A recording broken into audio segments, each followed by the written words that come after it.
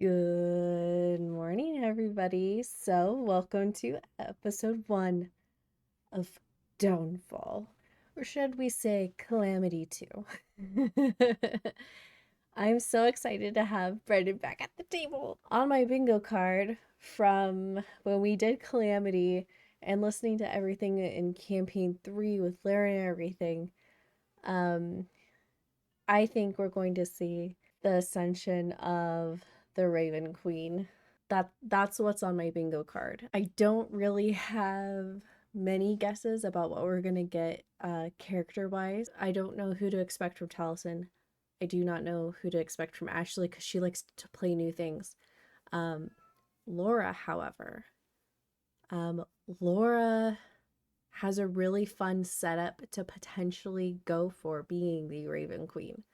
And that would just fuck with Liam in such a beautiful way, and it would also really screw with her character Vex. Like who's better suited? But anyways, hope you guys enjoy the show. I'm really excited to jump into it. Don't forget to subscribe if you haven't already. Let's watch it. The stand up and rock. And a handshake to commemorate. Hello and welcome once again here on Critical Role with this wonderful table of amazing people. We've gathered here together where your boy came out on stage to bring us to a recording. And in one of the sickest moves, shout out to Matthew Mercer, we will be playing through that very story now being told to Bell's Hells as the light flickers throughout the chamber. Editing Sky, I need you to take a screenshot of what this first frame looks like. Okay, the border. Because when we did Calamity, not a lot of people noticed it, but the border was crumbling. So I want to see if across the episodes the border changes. And I will update in the beginning of the next video whether or not that's the case. We're on it, chat. These are the questions for the people. It's going to be traumatic. Yes, I have no doubt. Light. Light suffusing all. Eternal, undying, infinite. Names beyond counting does this place have in the timeless time in which it existed. But in your tongue, Exandrian, let us simply call it Tengar, the Eternal Palace. Behold endless ramparts and hallways of spinning stars, a nebula so vast that light would age 1,000 lifetimes of its origin to cross from the threshold to the ending of this palace. Let us imagine beings of infinite possibility and endless wonder, populating the vast and joyous caverns, chambers, hallways, ramparts, all of the chapels and unending mystery that this eternal palace has to offer those that have always dwelt herein. Shimmering light, beings of wonder, whose potential, having never touched the real, is limitless. Within this place, we must describe for you, in words that mortals can comprehend, what you have come now to witness.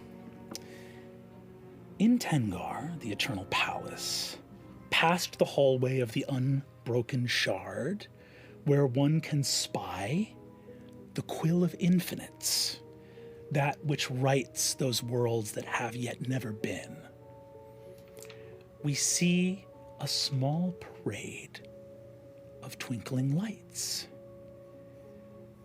These lights that we now behold, I want to say our first twink. Laura, introduce yourself. Inhuman.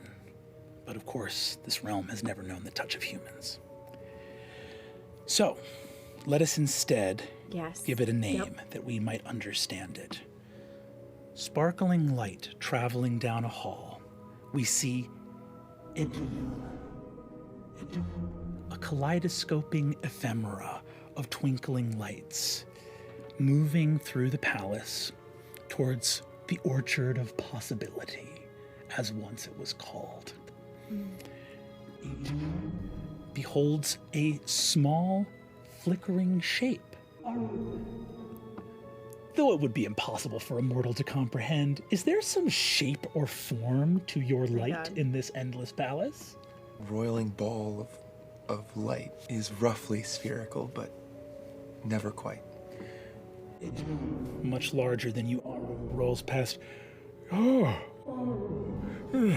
Splendid. I was wondering if I might come across any of the vibrant denizens of these wings of Tengar. Have you any friends nearby to call out to? I wish to show you something if I could. Perhaps is nearby. Oh my god.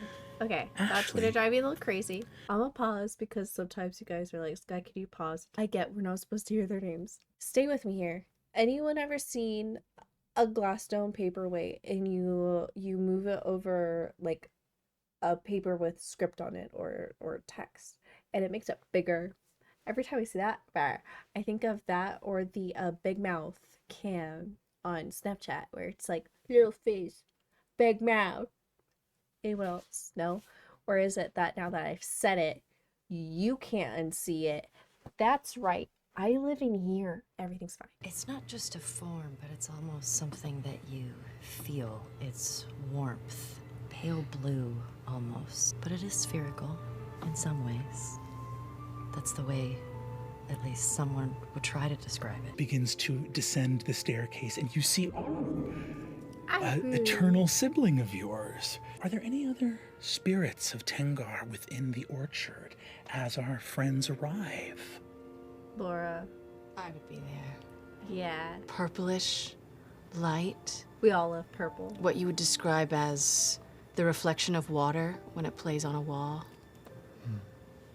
Lounging beneath the trees. You feel a growing sense of something that you've always felt like you might feel one day, but have never yet felt. It is unusual in the Eternal Palace to feel anything for the first time. You feel a sense of dread. A new tree being born in the Orchard of Possibility. Tree shimmers and twitches. Sharp, painful. Twitch more, Brennan. Hanging from it. But also a gem. But also a sun falling into itself. Don't you feel? It's Taliesin. Don't you feel a little bit? And here he looks to you for the word. Terrible.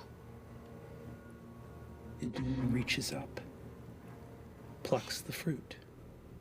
You say, wait. Wait. Give it a chance. A moment too late. Oh. The dune's shimmering form ceases. Each point of light is fixed. Oh. What is happening? I'm sorry. I think I'm going away. What is that? What? What is away? A point of lightlessness rests in the middle of the orchard. Do any other spirits nearby hear or see this event? Oh, Taliesin does. Yes. It's Eldritch. I feel like I had a here. not a dream. I feel like I had a desire for something new, and I guess terrible. I remember wanting something, and I'm a little Ouroboros of bits of light that are clearly trying to fall into each other's own black hole as they slowly make their way around themselves. And this is new. Did you do this? I wish. Okay. This is all I wanted. I think it would be best for me to go get Ian from whatever this is. Wait. It's all right. No, I can get him. She touches the point of lightlessness, is frozen, and you hear noise from elsewhere in Tengar. The endless images of herself stretching throughout space are falling into nothingness behind her, like a row of dominoes falling and vanishing as they hit the floor. I'll miss you. And she is gone. A far tower crumbles. Oh, She is away. shit. what's happening? She is away. It doesn't. Impossible. It's not real. What is that? Music change. Our last two spirits. A cacophony of sound, constantly collapsing in on itself and then exploding back into new shapes and forms. It tries to pull objects to it. It mimics, tries to copy the trees it sees. It's always trying to change and explore. Endless chaotic curiosity. How did you do it? I've been trying to get to nothing forever and I can't. Who did it? Who did it? I need to know. Nothing happened on its own. Tubular, but it sparkles and it's frantic. But suddenly it doesn't sparkle anymore. It calms and it stops and sort of watches. Wonderful. And lets it be taken in by this madness that is ensuing and going forward. You stand there, watching, and as you do, a thread of pure fate wraps around you as if the weaver of time pulls you towards her as the hallway makes it so that one moment later, you would never have been. Okay. I don't know what's happening. I don't know what is this? How can there be nothing? We are here. There is we. There won't be if we don't run! She reaches out and spins a seed, which is a ship, which is a star of light and fate in front of you. Running behind you, you see another spirit in the hall go, wait!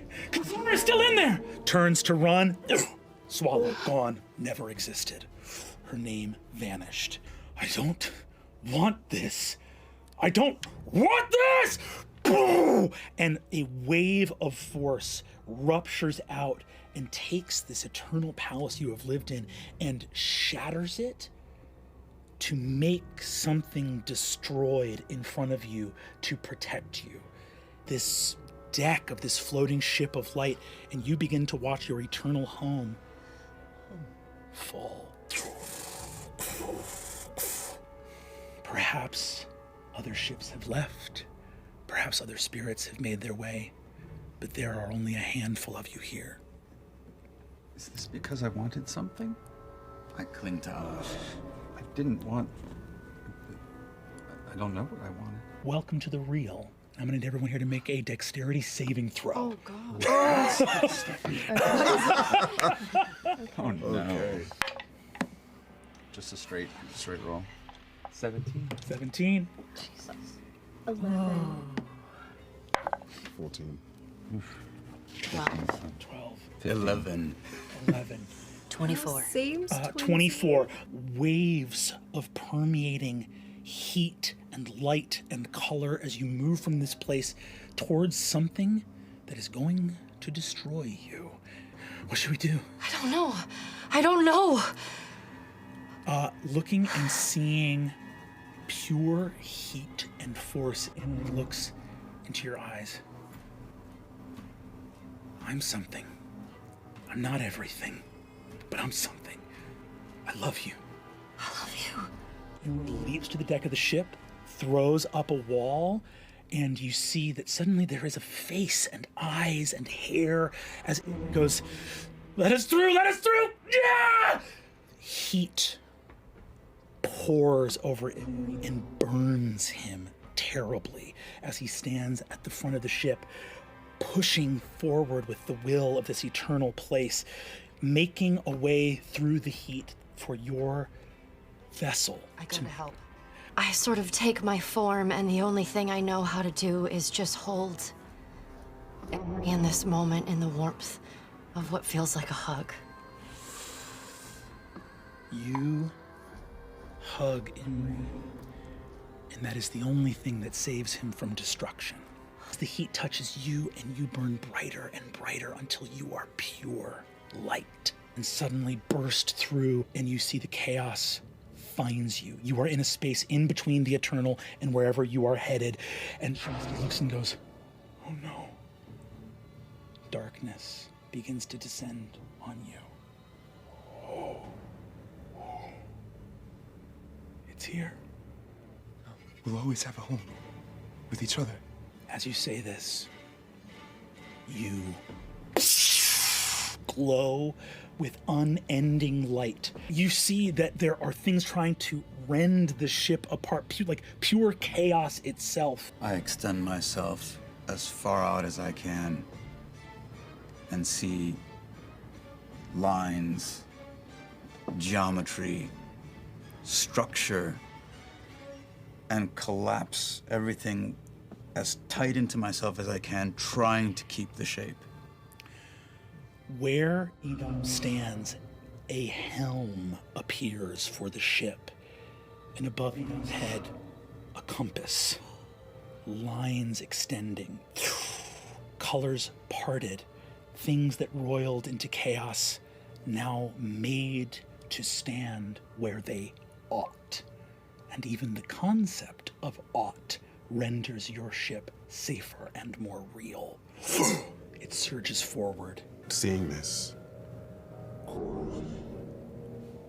almost create and construct, and just again, it's just pure reaction.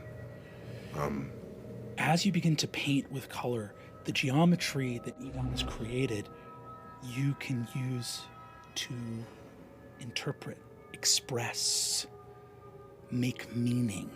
And all of a sudden, all of that light begins to form into points of light.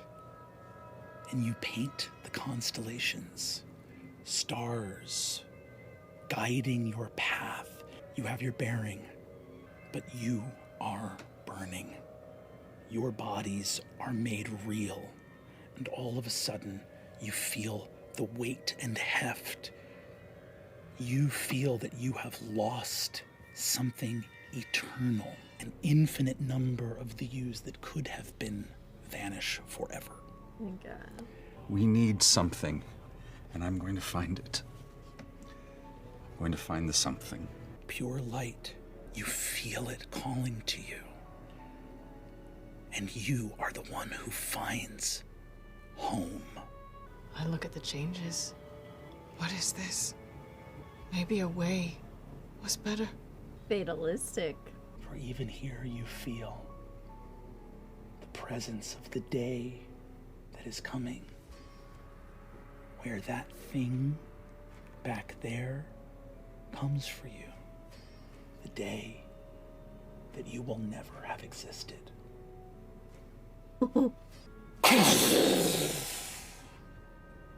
Pain, broken bodies, blood, eyes and hands covered in dirt and ash. And you look up, broken, frightened, as looming over you, monstrous figures who see that you have come to their domain. Oh.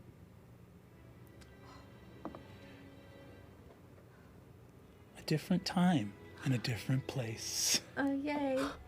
Oh, it's so nice here. I love it. Okay. The town of Hawks Hill Oh yeah, That's what we call a hard cut, folks. right. What am this? What am What this? Tim? Who am us? Hey, so editing Sky here, jumping in to tell you that we're breaking this up into parts. So this will be part one, and it's something that I wish I did for the original Calamity, which is end it after the amazing intro, because we're just taking that in. There's really not a lot for me to talk about and digest while it's going, because Brennan is very much someone that captivates your entire attention. So the rest of the watch along, you get commentary.